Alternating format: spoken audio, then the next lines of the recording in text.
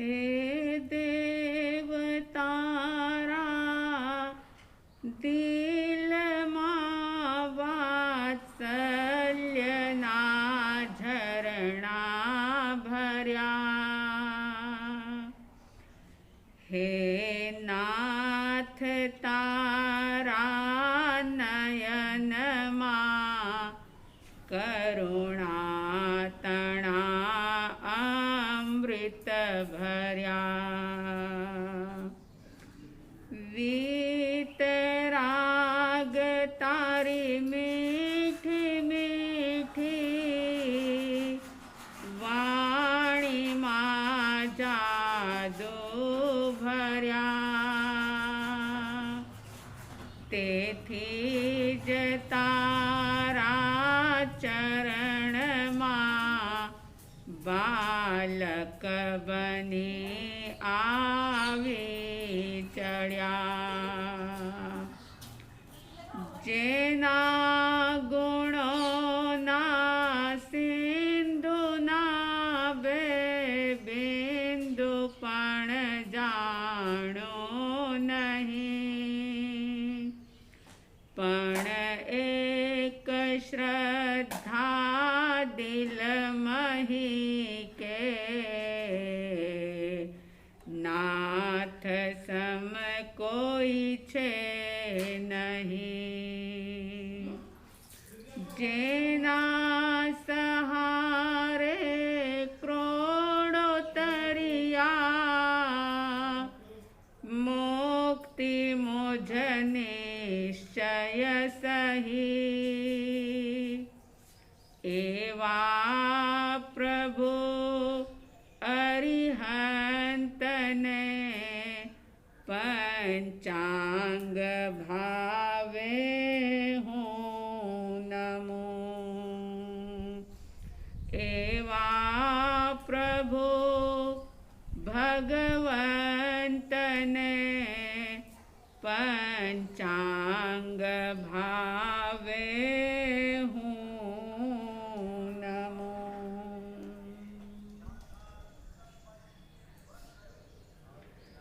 श्रद्धालु जिज्ञासु श्रोताओं, अध्यात्म जगत का द्वार धर्म की शुरुआत के लिए पहली शर्त सम्यक दर्शन संकित का होना परम आवश्यक है। और इसीलिए संकित को धर्म जगत का प्रथम द्वार कहा गया है। और उसी संकित की सम्यक दर्शन की बात आप सुन रहे हैं। सम्यक दर्शन की कुछ बात हमने की। कुछ लोगों के मन में सवाल पैदा हुआ कि सम्यक दर्शन इतना महत्वपूर्ण है और जिस संकित को प्राप्त किए बिना जीवन में धर्म की शुरुआत भी नहीं होती, जिस सम्यक दर्शन के बिना जप तप संयम साधना सारा ही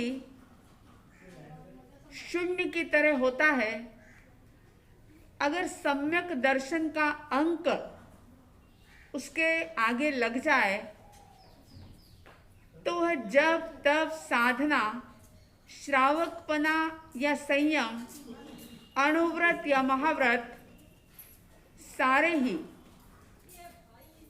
मोक्ष के लिए निमित्त बन सकते हैं। और ये बात बिल्कुल तय है कि जिसको सम्यक दर्शन प्राप्त हो जाता है, प्रकट हो जाता है, प्राप्त होने का मतलब बाहर से नहीं, जो प्रकट हो जाता है भीतर से, क्योंकि ये आत्मा का गुण है। और जब ये प्रकट हो जाता है तो फिर उस साधक का जो लक्ष्य होता है, जो भी वो साधना या आराधना करता है, चाहे क्रिया रूप में करे चाहे भाव रूप से करे, लेकिन उसकी साधना आराधना का लक्ष्य जो होता है वो एकमात्र मुक्त अवस्था को प्राप्त करने का होता है, वो आत्मलक्षी होता है। फिर वो शरीर लक्ष्य नहीं होता, शरीर से जुड़ी हुई चीज़ों का लक्ष्य उसका नहीं होता। उसकी साधना कोई चमत्कार के लिए नहीं होती, उसकी आराधना कोई प्राप्ति के लिए, भौतिक प्राप्ति के लिए नहीं होती, बल्कि उसका एकमात्र लक्ष्य होता है कि वह बस अपनी शाश्वत दशा को, अपने शाश्वत स्थान को एक अविरल आनंद की धारा जो बह रही है उसका लगातार लगातार अनुभव करता रहे। बस इसी लक्ष्य से उसकी साधना आराधना होती है।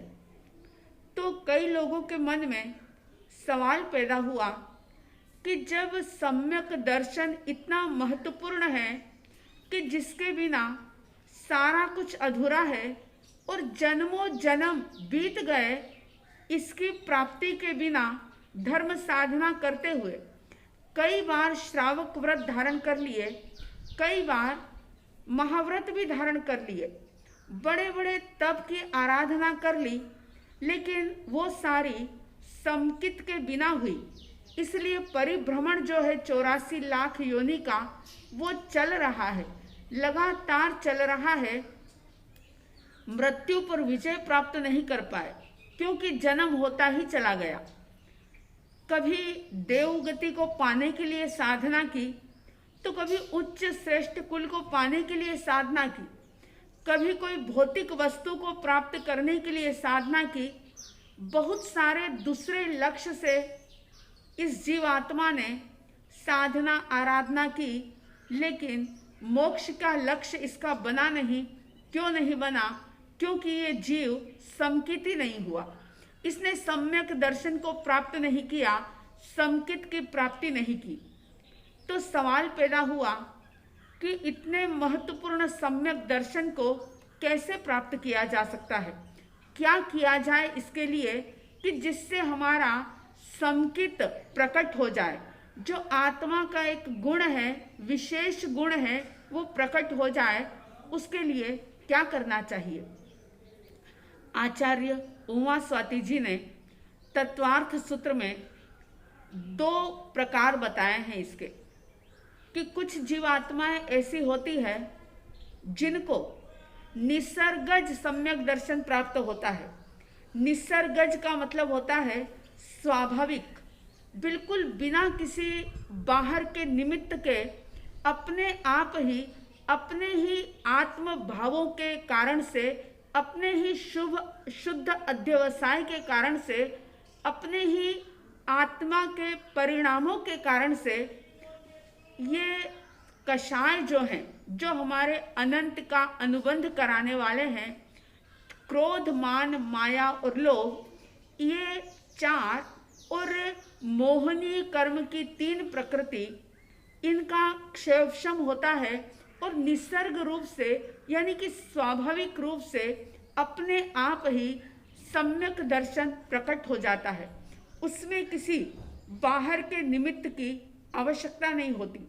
और ऐसा जब सम्यक दर्शन प्राप्त होता है तो उसे निसर्गज सम्यक दर्शन कहते हैं, क्योंकि तत्वार्थ सूत्र कहता है तन्निसर्गाद अधिगमाद्वा, यानी वह निसर्ग से स्वाभाविक रूप से भी प्राप्त हो सकता है। और अधिगम, अधिगम का मतलब होता है बाहर के निमित्त से। बाहर के निमित्त में कुछ भी हो सकता है। अरिहंत परमात्मा की वाणी, जिन वाणी श्रवण करते हुए और सद्गुरुओं का सानिध्य प्राप्त करके या कोई शास्त्र का स्वाध्याय करते हुए, लेकिन उस बाहर के निमित्त के साथ साथ अपने भाव जो है वह भी महत्वपूर्ण होंगे। सिर्फ बाहर का निमित्त मिले और हमारा उपादान अगर शुद्ध ना हो, अगर हमारे भीतर के परिणाम शुद्ध ना हो, हमारे अध्यवसाय शुद्ध ना हो, तो ऐसी दशा में साधारण साधु संत या गुरु भगवंत की तो क्या बात, अगर हम तीर्थंकर के समो शरण में भी चले जाएं, साक्षात तीर्थंकर परमात्मा के सानिध्य को भी प्राप्त कर लें, उनके मुख से बह रही उस धर्म देशना का श्रवण भी कानों से कर लें, लेकिन अगर उसे अपने भीतर में ठहरने का अवकाश ना दें, उस जिनवाणी को सुनकर के भीतर में किसी प्रकार की ऊहापोह पैदा ना हो, उसके ऊपर श्रद्धा ना हो, उस पर चिंतन मनन ना हो, तो फिर वह जिनवाणी सुन लो, लेकिन उससे सम्यक दर्शन की प्राप्ति नहीं हो सकती।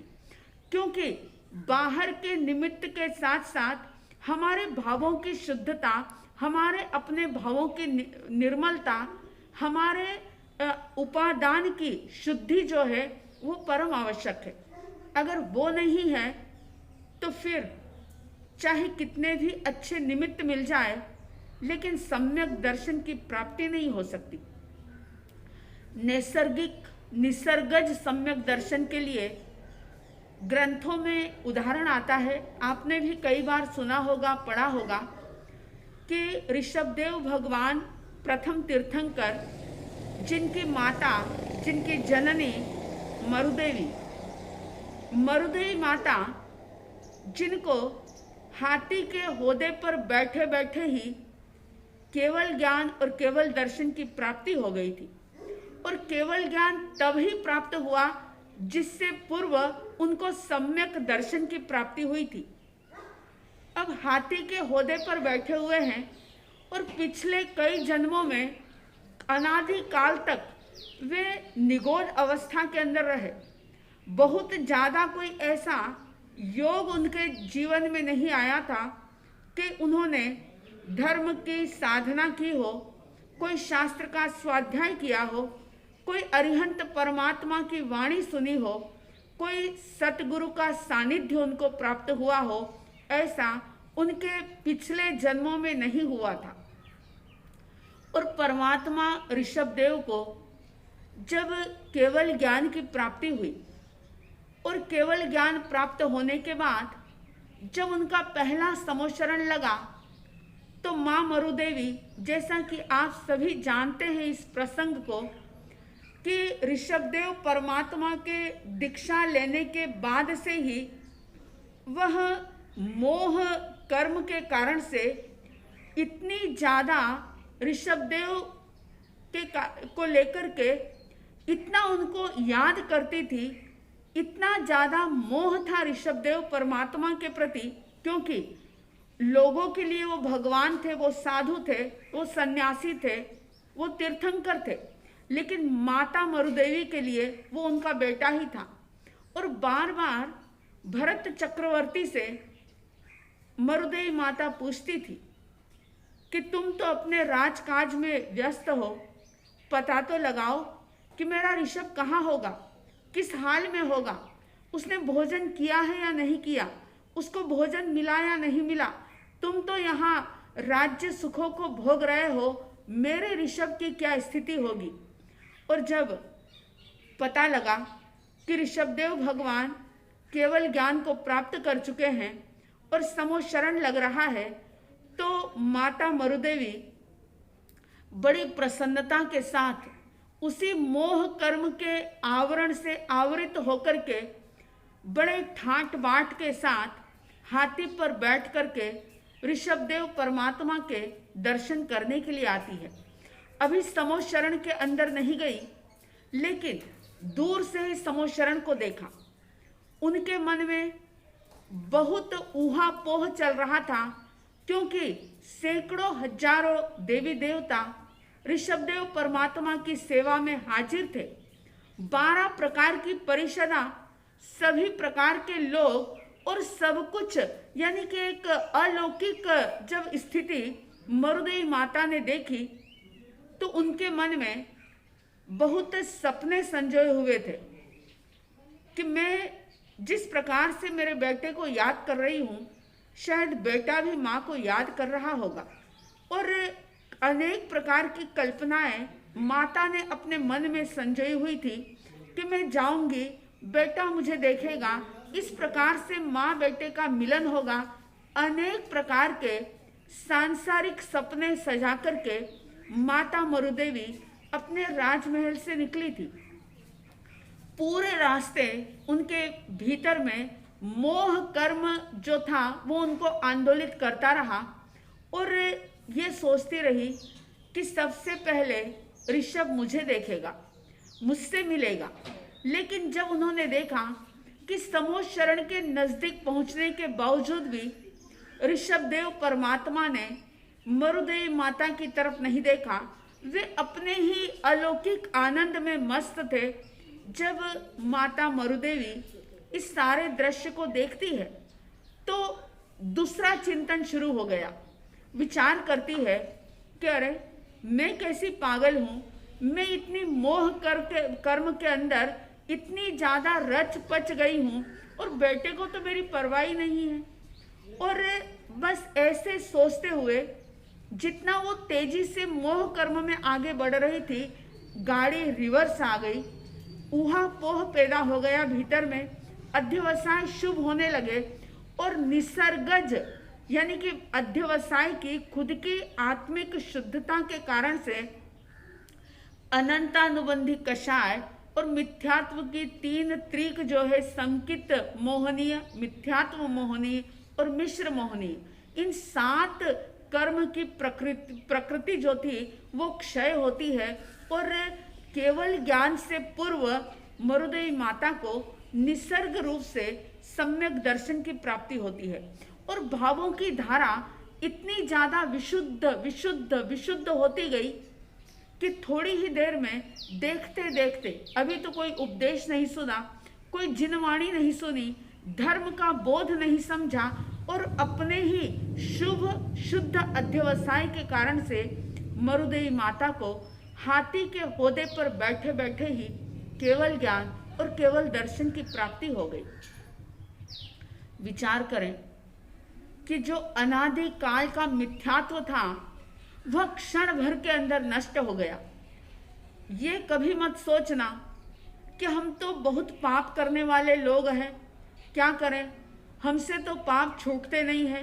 अनादि काल से ये जीवात्मा 84 लाख जीवा योनि के अंदर भटक रही है, अब इतनी छोटी सी जिंदगी में क्या हो सकता है, ऐसा कभी मत सोचना, बल्कि ये विचार करना कि अंधकार चाहे बरसों पुराना हो, लेकिन सिर्फ एक दीपक जलाने की या एक स्विच ऑन करने की आवश्यकता होती है।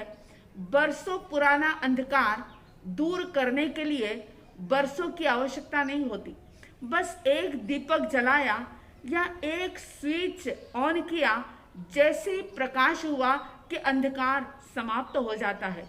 ठीक इसी प्रकार से जैसे ही भीतर के भाव शुद्ध हुए, जैसे ही अपने अध्यवसाय शुद्ध हुए कि अपने आप ही जो ये 7 मोहनीय कर्म की जो अनंत का अनुबंध कराने वाली प्रकृतियां हैं उसका क्षयक्षम होता है और सम्यक दर्शन की प्राप्ति होती है।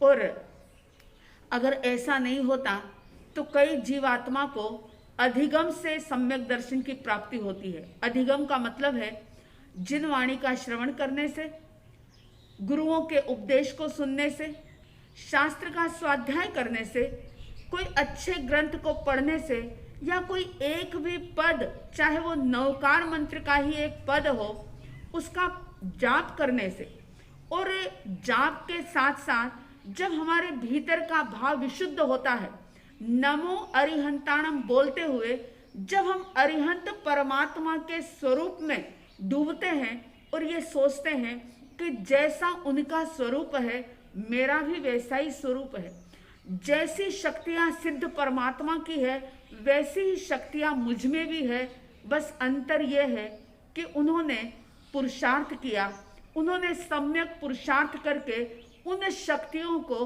प्रकट कर लिया और मेरी शक्तियां सुप्त है, सोई हुई है, बीज रूप में है। बस मुझे इस जीवन के अंदर ऐसा पुरुषार्थ करना है कि जिससे मेरी बीज रूप ये शक्तियां जागृत बने, ये पल्लवित हो, पुष्पित हो, फलित हो, ये बीज महावृक्ष बने, इस प्रकार से मुझे पुरुषार्थ करना है। और ऐसा सोच करके जैसे जैसे अनुप्रेक्षा होगी, जैसे जैसे चिंतन होगा, भीतर के अध्यवसाय भाव शुद्ध होंगे। क्योंकि निमित्त चाहे कितना भी अच्छा मिल जाए, लेकिन भाव अगर विशुद्ध नहीं हुए, खुद का उपादान यदि शुद्ध नहीं हुआ, तो फिर निमित्त से भी कुछ होने वाला नहीं होता। तो दोनों की इसके अंदर आवश्यकता होती है। यानी पहले निमित्त मिलता है और उस निमित्त के साथ साथ हमारे अध्यवसाय शुद्ध होते चले जाते हैं और उससे सम्यक दर्शन की प्राप्ति हो जाती है। तो आप ध्यान रखें कि दो प्रकार से सम्यक दर्शन प्राप्त होता है। एक नैसर्गिक रूप से अपने ही शुद्ध अध्यवसाय के कारण से, और दूसरा अधिगम रूप से, यानी कि निमित्त के साथ साथ हमारे भाव शुद्ध होते चले जाते हैं और इस प्रकार से सम्यक दर्शन की प्राप्ति हो सकती है। साध्वी द्वय की तरफ से हार्दिक हार्दिक शुभ मंगल कामना कि आप सबका अध्यवसाय शुद्ध बने, आप निसर्गिज या फिर अधिगम से सम्यक दर्शन को प्राप्त कर सको, ऐसा प्रयत्न करें, पुरुषार्थ करें। हार्दिक हार्दिक शुभ भावना, शुभकामना कि इस जीवन के अंदर सम्यक दर्शन रूपी रत्न की अवश्य ही उपलब्धि करके ये शरीर छूटे, ऐसा दृढ़ संकल्प आप सबके भीतर में जागृत बने। इन्हीं शुभ और मंगल भावनाओं के साथ जय प्रभु महावीर, जय गुरु आनंद।